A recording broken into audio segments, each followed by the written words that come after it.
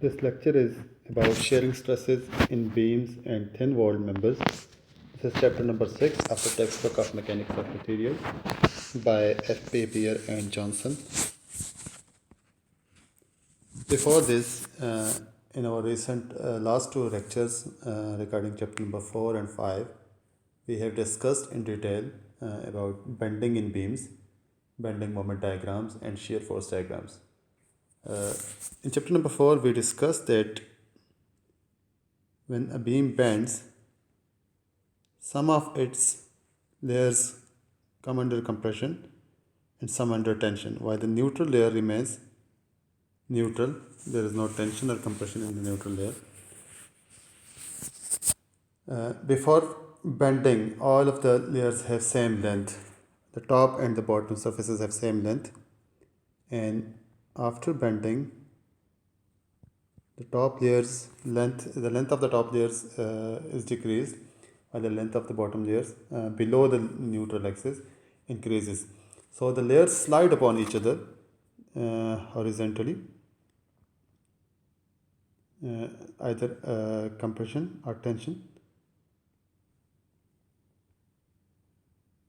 So this sliding of layers upon each other produces a kind of shear force, which is in longitudinal direction, in the horizontal direction along the length of the beam.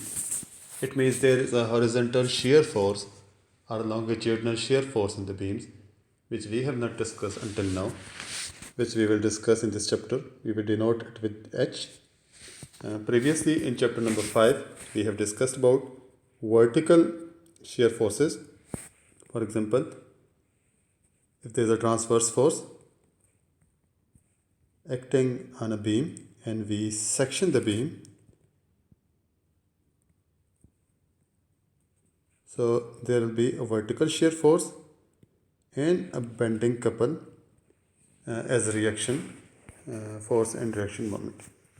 But we have not discussed about the horizontal shear force until now. So in this chapter we will discuss about horizontal shear forces in detail.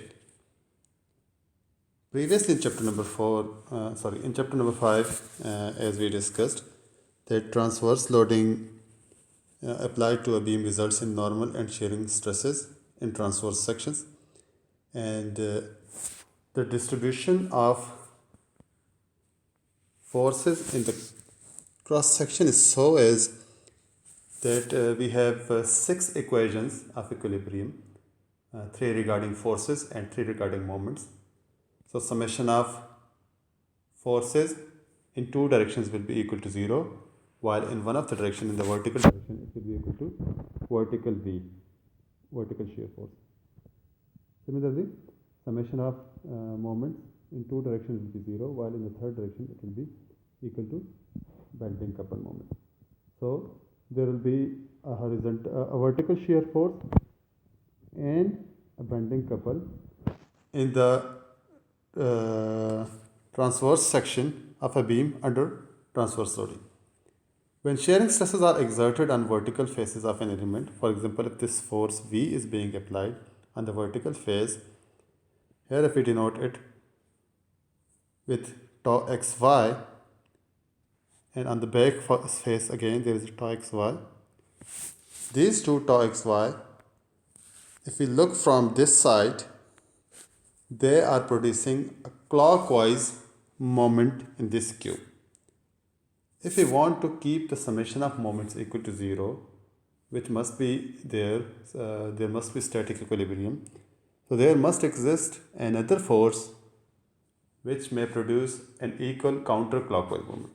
So it means on the top surface and the bottom surface there is tau yx of equal magnitude, which will produce a counterclockwise moment of equal magnitude, so that summation of moments in the given plane is equal to 0. So when shearing stresses are exerted on the vertical faces of an element, equal stresses must be exerted on the horizontal faces. So tau xy and tau yx, they are equal in magnitude. Tau xy is being applied on the vertical face and tau yx is on the horizontal face. Longitudinal shearing stresses must exist in any member subjected to the transverse loading. It means if a beam is under a transverse load, we already have discussed about vertical shear forces, but to balance out these vertical forces, there must exist horizontal forces or longitudinal shear forces in the beams under transverse loading. How to calculate these horizontal forces? We will do some mathematical calculations in this slide. For example, a beam is given here, and if we take a small part of this beam, we section it somewhere under this distributed load, and we are taking a small section CD here, CD C dash D dash, which is at a height of y dash from the neutral axis. The distance of upper surface from the neutral axis is C. Only this section has been taken, this hashed section, highlighted section. From the side view, we see it is like this. The thickness of this section is so small that we are representing it with delta x. Delta x is a very small number. It is negligibly small. If we isolate this part of the beam, it is under a distributed load. So there is distributed load W. Thickness of this section is delta x. If we want to isolate it from rest of the beam, we have to draw its free body diagram. If we isolate the right side of it, so it is under normal stress, which we have discussed in chapter number 4, sigma, which is equal to my over I. So on the D surface it is sigma D, on the C surface it is sigma C. It is maximum at the outer surface, this arrow, and as soon as we go towards the neutral surface, the magnitude will decrease. Okay. By multiplying this sigma D with differential area, it becomes force. This stress multiplied by area is a force. There is vertical shear force Vd on the D surface and Vc on the C surface. Most of the students ask that where is bending moment? If there is a vertical shear force, there must be bending moment. So instead of bending moment, we have shown normal stress here.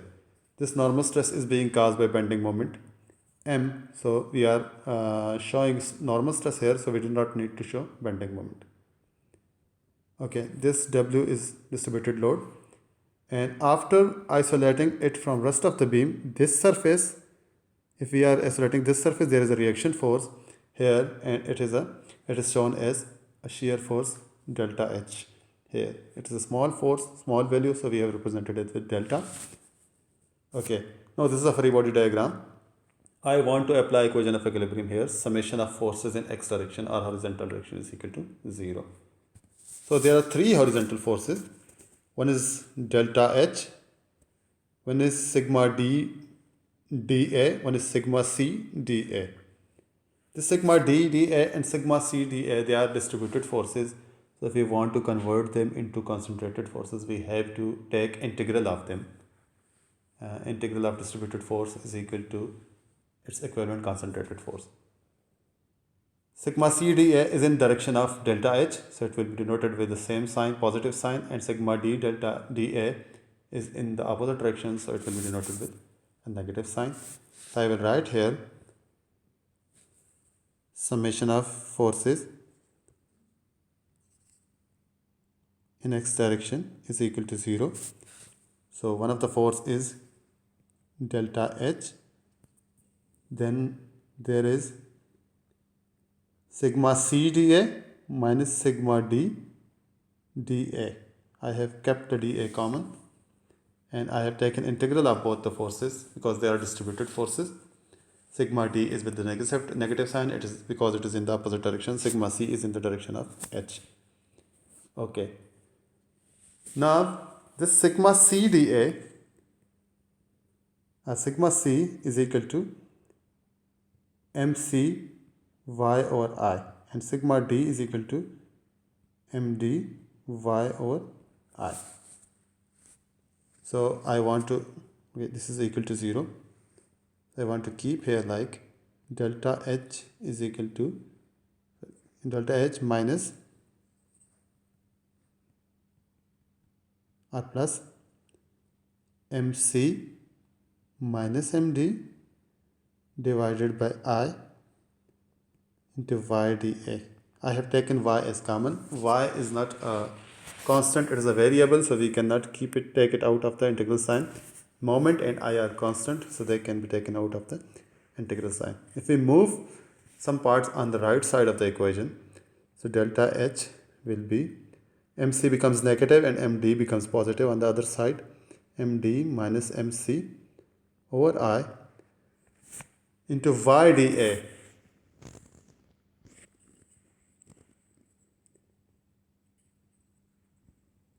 YdA is equal to first moment of area. If you know physics, you have studied engineering physics, this is first moment of area multiplied by distance. I will write it as Q. Okay. MD minus MC. MD minus MC is equal to delta M, and if I divide it by delta X on both sides, it becomes delta M by delta X. Or we can write it as MD minus MC is equal to delta M by delta X into delta X. Since delta X is a very small number, if a number is very small, delta is very small, so delta M by delta X can be denoted as a differential dm by dx. So I can replace md minus mc with dm by dx into delta X. Here delta H becomes dm by dx into delta X. Rest of the parts are the same. Okay. Now dm by dx is shear force. We have already discussed it in chapter number 5, that differential of first derivative of moment is equal to shear force. So we can rewrite it as delta H is equal to shear force Q over I into delta X. This expression will be used throughout this chapter to calculate horizontal shear force. Horizontal shear force delta H is equal to vertical shear force V multiplied by first moment of area Q divided by moment of inertia I into delta X is horizontal length, horizontal spacing, horizontal thickness, whichever part we have considered its thickness. This is horizontal spacing actually. Okay. There is another quantity, shear flow. Shear flow is equal to shear force per unit length. So it is equal to delta H by delta X, and if we divide delta H by delta X here, so it becomes V Q over I. We will also use this term shear flow and this expression V Q over I throughout this chapter. Okay. This shear flow and shear force have been calculated for the top portion, which I have denoted here, CD, C dash, D dash. If we want to consider this portion, not the top one, there is a common surface between the top area and this area which I have selected now. So on this common surface, the shear force delta H must be same but in the opposite direction. So for this bottom area, for this one, not the top one, there will be a shear flow Q dash, which will be V capital Q dash divided by I. So summation of first moment of area around neutral axis in a beam must be equal to 0. So first moment of area of the top portion and the bottom portion, their sum is equal to 0. Similarly, horizontal shear force on this surface and this surface is equal but in opposite direction with a negative sign.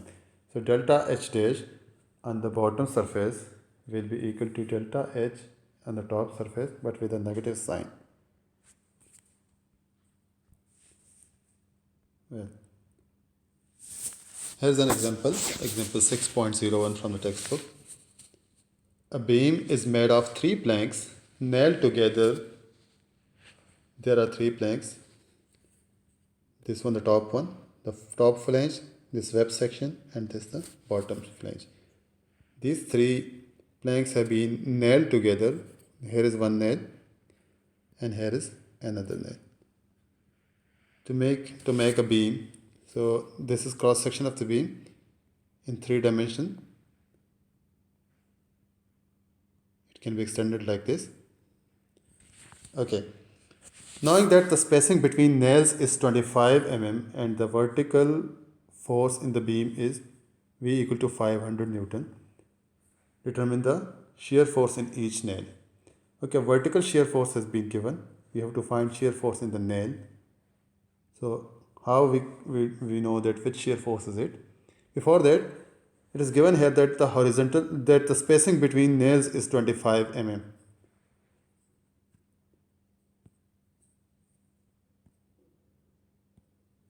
Spacing between nails is 25 mm. If you see here, between 2 nails, this distance is given as 100 mm.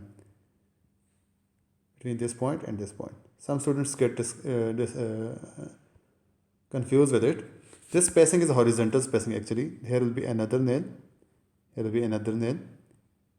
In the horizontal direction, so between each 2 nails, it is 25 mm. Horizontal spacing, which is delta x actually. Or sometimes we denote it with S, horizontal spacing. Okay.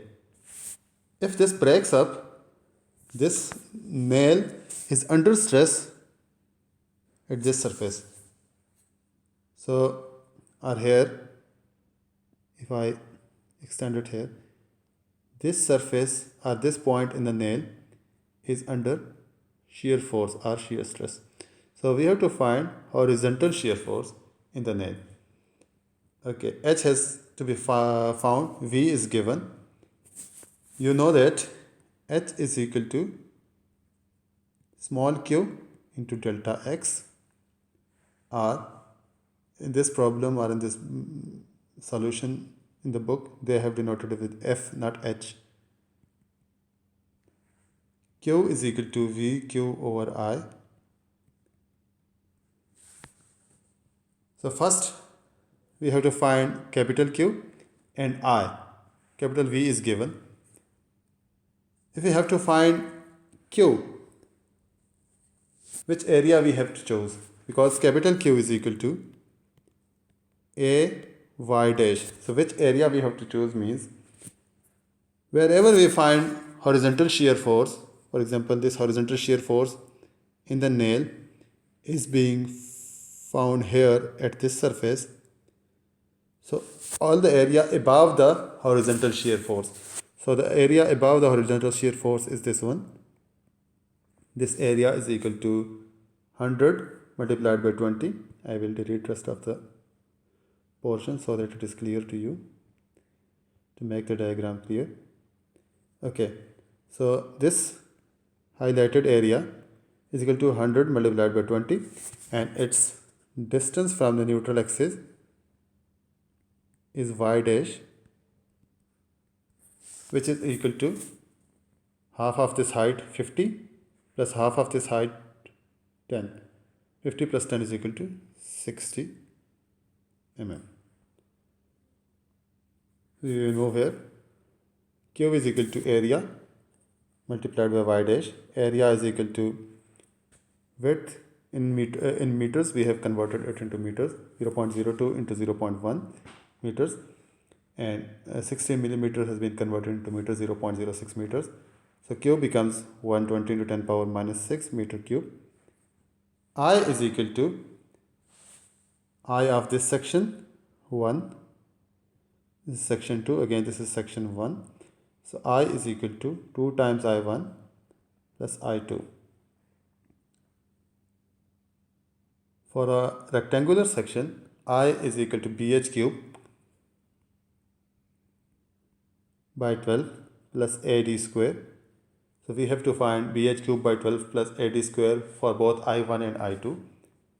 For I2, because the section 2 lies on the neutral axis, its centroid lies on the centroid of the whole cross section, so there is no D. D is 0 for section 2. For section 1, D is equal to 60 mm or 0.06 meters. Okay, so you can find I by yourself, 1 over 12 BH cube for I2 plus 2 times I1, 1 over 12 BH cube plus AD square. So I will not go into details. You can find moment of inertia by yourself. It is part of engineering statics and engineering physics. So I has been calculated as 16.2 into 10 power minus 6 meter power 4. I is known to us. First moment of area, capital Q, is known to us. So we can find small q, shear flow is equal to V Q over I. V is given to us. So small q is equal to 3704 Newton per meter. This is unit, remember it.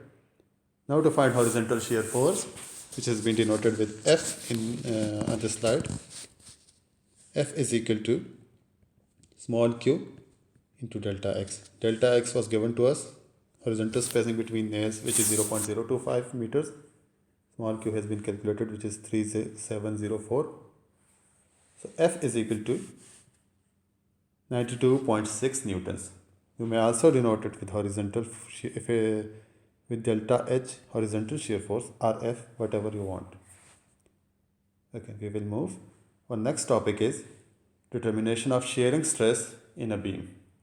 Up till now we have discussed about shear force and shear flow only. Now we will discuss shearing stress as well. So shearing stress on the horizontal face of the element is obtained by dividing the shear force on the element by the area of the face. Since we know shear force, horizontal shear force is delta H, if we divide it by the area it is being applied, or the parallel area, so if this area is delta A, so delta H divided by delta A will be equal to average shear stress. This is average, not the variation. If the thickness of the section is T and the length is, or the width is delta X, so area is equal to T delta X. So if we put the values here,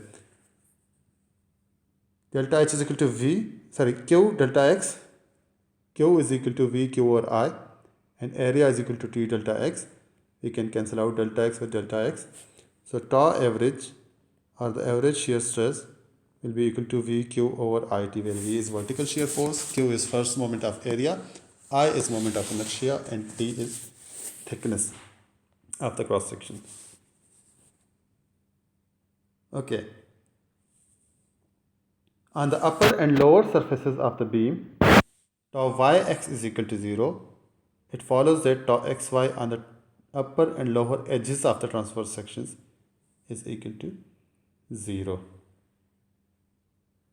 On the upper and lower surface, on the top surface of the beam, this is not the upper surface. Here, which we have calculated, it is this surface where we have calculated tau average on delta A. Okay, but if we go at the top surface of the beam and the bottom surface of the beam, because they are free surfaces, they are not in contact with any other surface, so they are free of stress. There is no horizontal shear force here, so there will be zero shear stress. Tau yx on the top and the bottom surface is equal to 0. So if tau yx is equal to 0, so tau xy, which comes on the adjacent side, so at the top edge and the bottom edge, tau xy will also be equal to 0. Okay, recently we have calculated tau average on a surface, but there will be a variation here between this edge D1 and this edge D2. So if the width of the beam is comparable or large relative to its depth. If this width is comparable, width of the beam in this section, this cross section is comparable, almost equal, or larger than the depth of the beam, the shearing stresses at D1 and D2 at this point and this point D2 are significantly higher than at the midpoint D. So stresses at the outer surfaces will be larger than the stresses at the midpoint if the width of the beam is larger than the depth or almost equal to the depth of the beam. Okay, shearing stresses tau xy in common types of beams. Okay, if we consider here rectangular cross section and we want to find shear stress in this cross section, I am considering a small portion here just to derive. Shear stress is a function of distance from the neutral axis. If we want to find shear stress here at a height y, vertical height y from the neutral axis, you have to consider the area above this surface, all the area above this surface. If the width is small b,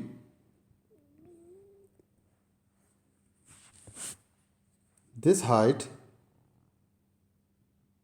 is equal to c minus y. Its centroid from the neutral axis is y dash. Total height of the cross section is h, half h plus half h is equal to h, where half h is equal to c. We know that shear stress tau xy is equal to VQ over IB. Here thickness is B, so I have denoted it with B, not T. Previously, we have calculated this expression VQ over IB, IT or VQ over IB. Okay, Q is equal to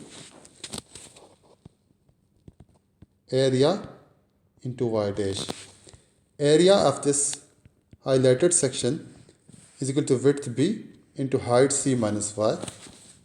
So it is B into C minus Y, and Y dash, this Y dash is equal to 1 over 2 C plus Y. C plus Y. Mid of this and this point, here it is Y dash, this one. So Y dash is 1 over 2 C plus Y. This is capital Q. I is equal to BH cube by 12, where H is equal to 2C. C is equal to 1 over 2H, so H is equal to 2C. B into 2C cube divided by 12, which becomes 2 by 3 BC cube. So if we put the values here, becomes 3 by 4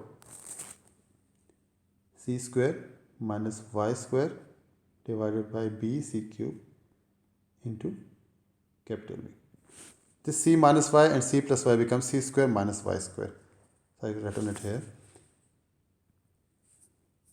Okay, if we divide it by C cube 1 by 1 and simplify, here if we denote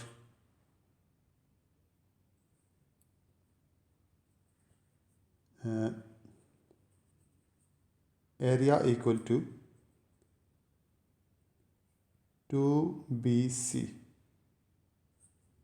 Area is equal to area of this whole cross section is equal to 2BC. 2C is height and B is width, so 2BC. And after simplification, I will insert A is equal to this. So tau xy becomes 3 by 2 V over A into 1 minus Y square over C square. This term, which is denoted here, the shear stress tau xy is a quadratic function of y. Y is vertical height or vertical distance of a surface from the neutral surface. which is this one. This is a quadratic function. Shear force depends upon y. If we keep y equal to 0, so tau xy will be maximum value and it will be 3 by 2 v over a. So y equal to 0 means at the neutral surface, here stress is maximum, tau maximum. And if we keep y equal to c, here y is equal to c, at the top surface, if we keep y equal to c, so tau xy will be 0. Here it is 0. And between top and the neutral surface, it varies quadratically. So this is a quadratic curve. Similarly, from the bottom portion, for y equal to minus c, it will be 0. So this is also a quadratic curve. So shear force varies quadratically around the centroid. It is maximum at the centroid and it is 0 at the top and the bottom surface. It is opposite to the normal stress, which we discussed in chapter number 4. Normal stress is maximum at the top and bottom surfaces, but it is 0 at the centroid. Shear force is opposite. It is maximum at the centroid and minimum or 0 at the outer surfaces, top and bottom surfaces. Similarly, the same distribution will be found in I sections, W or S beams, wide flange beams or S beams, short flange beams, which are American standards. The average shear stress is equal to VQ over IT. It will be 0 at the top and bottom surface and it will be maximum at the centroid. And this centroid usually passes through the web section. Web is this vertical section. This top and bottom are flanges. They are flanges. This is also flange and this is web. So centroid passes through the web. So maximum stress will be at the web and it will be equal to shear force divided by area of the web. Next is a sample problem. Sample problem 6.2. Again, a timber beam is to support the 3 concentrated loads shown. Here are 3 loads, 2.5 kilopounds, 1 kilopound and 2.5 kilopound. Knowing that the grade of the timber used, for the grade of timber used, sigma allowable is 1800 psi and tau allowable is 120 psi. Determine the minimum depth, minimum required depth D of the beam.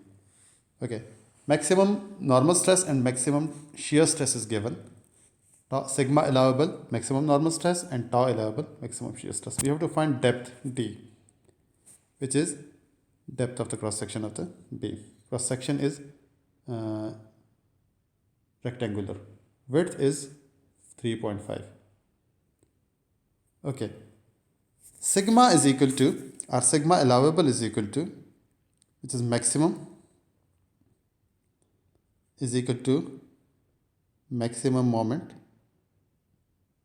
divided by section modulus. And sigma allowable is given to us.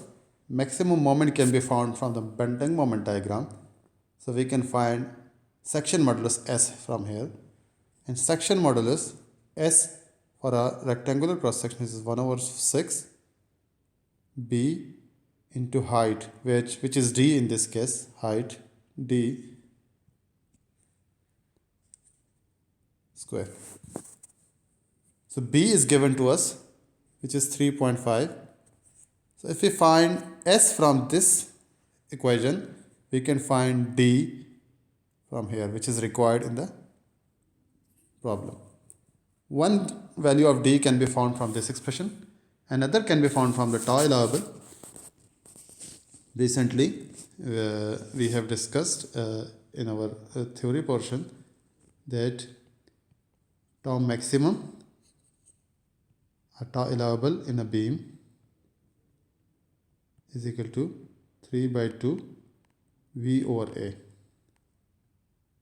V maximum over A. V maximum or maximum shear force can be calculated from shear force diagram, which we have discussed in chapter number 5. From this expression, tau allowable is given to us already. V maximum can be found from the shear force diagram. So from this expression, area can be found, and area is equal to width into depth. So if area is known to us from this expression, B is already given, so we can find D, depth. After finding two values of D, one from the normal force and one from the shear force expression, so we can compare them both. The larger value is our allowable value among them. Larger value is the minimum required depth. Both of the stresses, the beam will be safe under both of the stresses if we choose the larger value. If we will choose a smaller value, so it may be safe under one of the stress but not under other stress. Let us move. Before anything, we will draw shear force and bending moment diagrams. Before that, we will find reaction forces RA and RB, which you can do by applying the equations of equilibrium. I will not repeat it. The reaction forces are 3 kilopounds each. You can do it by yourself by applying equation of equilibrium, summation of forces and summation of moments equal to 0. If we draw a shear force diagram, we have discussed it in chapter number 5. It is not given here which method to follow, so I will follow a simple method. If it is given to you in the problem, you have to follow a specific method. At NA, a concentrated force upward 3 kilopounds is known to us. So upward 3 kilopound means positive 3 kilopound, and it is a concentrated force. So between A and C, if there is no other force, so this will remain constant. This one. At point C, a downward force of 2.5 kilopounds is being applied. So it is downward, so we will subtract it from the previous load. Previous one was 3 kilopound minus 2.5 means plus 0.5. So again, between C and D there is no other load, so it will remain constant at 0.5 between C and D. At D point again there is 1 kilopound downward force. So 0.5 is the previous force, minus 1 means minus 0.5. Again between D and E there is no other force, so the shear force will remain constant between D and E at minus 0.5. At point E there is a downward force of 2.5 kilopound. So again add minus 2.5 with the previous value, which is minus 0.5. So minus 0.5 minus 2.5 becomes minus 3 kilopounds. Again, shear force is, there is no other force between E and B, so shear force will remain constant between these 2 points. We can also find area under the shear force curve. So it is 3 kilopound here and the length is 2 feet, so 3 into 2 becomes 6. Here it is 0.5 kilopounds and the length is 3 feet, so 0.5 into 3 becomes 1.5. This rectangle, 0.5 multiplied by its length 3 feet, so this rectangle has an area of 1.5, minus 1.5. It is below the line, so it is minus. The next rectangle is again 3 kilopound, minus 3 kilopounds and 2 feet. Minus 3 multiplied by 2 becomes minus 6. So from this area under the curve we can draw bending moment diagram. In the free body diagram there is no bending moment at point A. So bending moment at point A is 0. At point at point C, area under the curve between A and C in shear force diagram is 6. So previous value is 0. 0 plus 6 becomes 6. The shear force between A and C is constant. So bending moment will be linear. It is a linear line. Okay, the next area under the curve is 1.5. So 6 is previous value plus 1.5 becomes 7.5. Again, shear force is constant. So bending moment will be linear line. The next area under the curve is minus 1.5. Previous value is plus 7.5. By adding minus 1.5, it becomes plus 6. shear force between these 2 points is constant, so bending moment will be linear. And the last one, the area is -6. Add it with the previous value, which was +6. So -6 plus 6 becomes 0. This one. The shear force diagram between these 2 points is constant. So bending moment will be a linear line.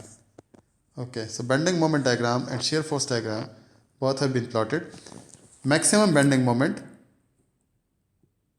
in this diagram is 7.5 kilopounds feet. Remember that we have to take the maximum numerical value, not the sign. So in this case, it is positive 7.5. Maximum shear force, its absolute value, the magnitude only. It is 3 kilopounds or -3. Both the cases, it is 3 actually. The numerical value is 3. Sign is not important for us. Okay. So maximum shear force is 3 kilopounds. Maximum moment is 90 kilopounds. 7.5 kilopound feet. If we convert feet into inches, 1 feet is equal to 12 inches. So multiply it with 12, it becomes 90 kilopounds inches. We will move, as discussed previously, sigma allowable is equal to maximum moment divided by S. And S is 1/6 BD square. We have discussed it already in chapter number 4. So D has been calculated here, which is 9.26 inches. From the shear force expression, we have taken V maximum from the shear force diagram, which was 3 kilopounds or 3000 pounds. Area is equal to B into D. B is given as 3.5 inch. D is unknown. 120 psi is given to us. So D becomes 10.71 inches. We have got two values of D, 9.26 and 10.71. So the beam with depth of 9.26 inches will be safe under normal stress. And the beam with the depth of 10.71 inches will be safe under shear stress, allowable shear stress given to us. So it means if we consider this value of depth, it will be safe under the normal stress, but it will fail under the shear stress, because for shear stress minimum depth should be 10.71. So we will choose this value so that the beam will be safe under shear stress as well as under the normal stress, because for the normal stress we need depth of 9.26 only. So this value is greater than that. So this is our minimum required depth so that the beam will be safe under both normal and shear stresses. So this is our required depth, 10.71 inches. I hope this is very clear. I will move further. Our next topic is shearing stresses in thin-walled members. Up till now we have discussed about beams, but not the thin-walled beams. Now we will discuss about the thin-walled beams also. I section, either W beams or S beams, either the wide flange beams or short flange beams, are thin-walled members. And in this topic we will discuss how to find shear stresses in flanges and web. So if we cut a flange here and consider its cross-section area, the area where we have cut it, if a shear force is applied here equal to delta H, the thickness of the flange is T and the width or the length which we have considered is delta X. Shear stress tau here, it will be tau ZX, because the surface is perpendicular to the Z axis and the force is in X direction. First subscript denotes the plane direction, the second subscript denotes the force direction. So this is tau Zx. Tau Zx will be equal to force divided by area, T delta X. And the force is equal to VQ over I into delta X divided by area is T delta X. So it again tau zx or tau xc, which will be same, it will be equal to vq over it. If we divide this force divided by t delta x, it becomes tau zx t delta x. So delta x and delta x will cancel out. So it becomes vq over it. Previously we found a similar expression for shearing stresses in the web as well, which was tau xy equal to vq over it. This web is perpendicular to x-axis, and the force in the web, this one, it is in y direction. So it will be tau xy. Tau xy in the web is equal to tau zx in the flange. They are not equal, their expressions are similar. So tau xy in the flange will be equal to 0, because in the y direction the flange has very minute thickness, and thickness of web in the z direction is very minute. So stress in the z direction, tau xz in the web will be almost equal to 0. Similarly, tau xy in the flange will be almost equal to 0, but tau xy in the web is equal to vq over it, and tau zx in the flange is equal to vq over it. These are the prominent stresses, shear stresses in the flange and the web. The other stresses in the xy direction and flanges is equal to 0, and tau xc in the web is equal to 0. So our next topic is shearing stresses in thin wall members continued. We have discussed about shear stress. Now we will discuss about shear flow as well.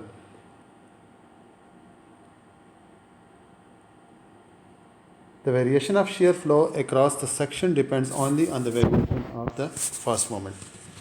How? As we know that shear flow is equal to tau into T. Why shear flow is equal to tau into T?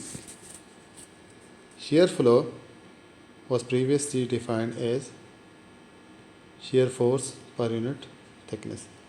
If we put the expression of shear force here, Vq over I into delta x, this delta x is here, this will be cut out.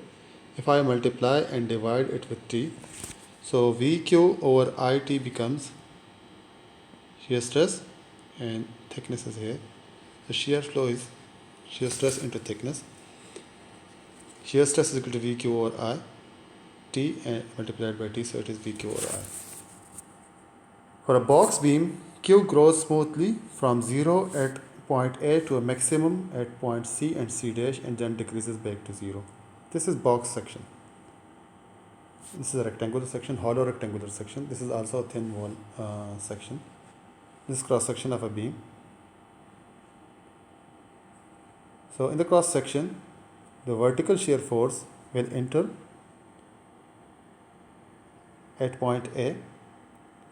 Shear flow will start from point A. It is 0 at point A. This is the starting point. The flow starts from here. Shear starts flowing from point A. It starts increasing towards B dash and B. Further increasing, it is maximum at point C and C dash. Again, it will start decreasing, and it will merge here at point E, and it will be 0 at point E. So Q is equal to 0 at point A and point E, and it is maximum at point C and C dash, neutral axis. Because shear stress is maximum at neutral axis, and shear flow is equal to shear stress into thickness. Okay. This Q depends upon, small q depends upon the capital Q, first moment of area. So as soon as we move from point A to point C, this area is consistently increasing from A to C.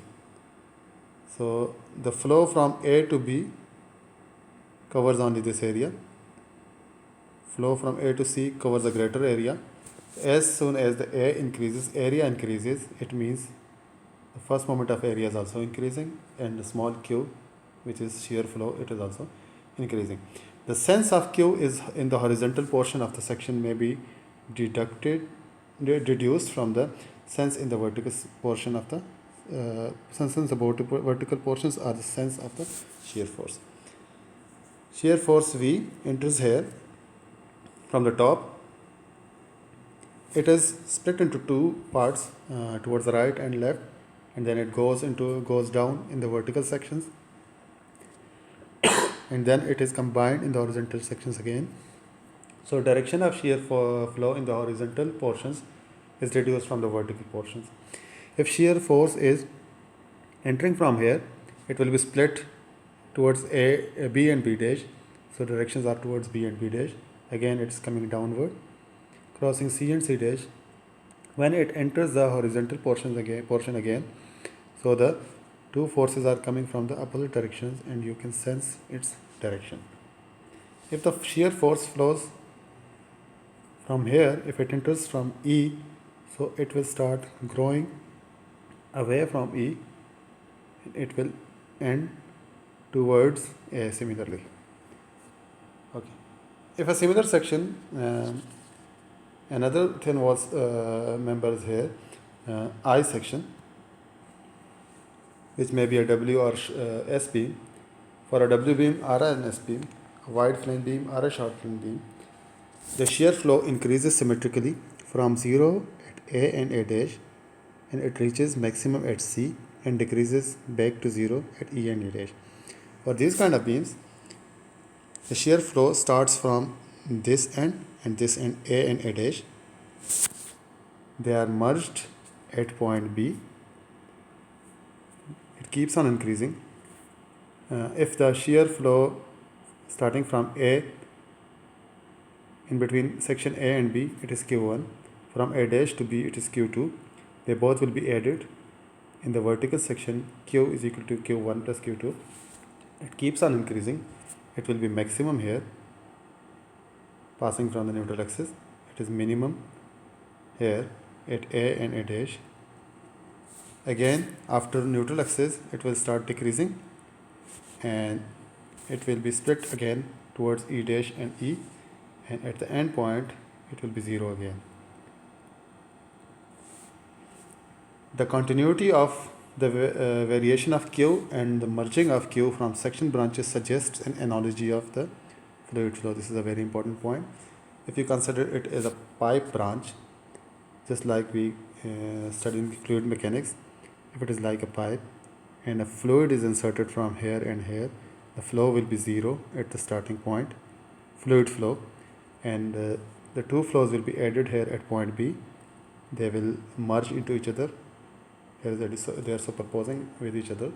They will be added, and the fluid flow will keep on increasing. It will be maximum at the midpoint here, and again it will start decreasing, and at the end point here and here it will be minimum. At E and E dash it will be minimum. So shear flow analogy is similar to fluid flow analogy, and if we know this value of Q, we can find shear stress from the value of Q, and if we know the value of shear stress, we can find shear flow from it.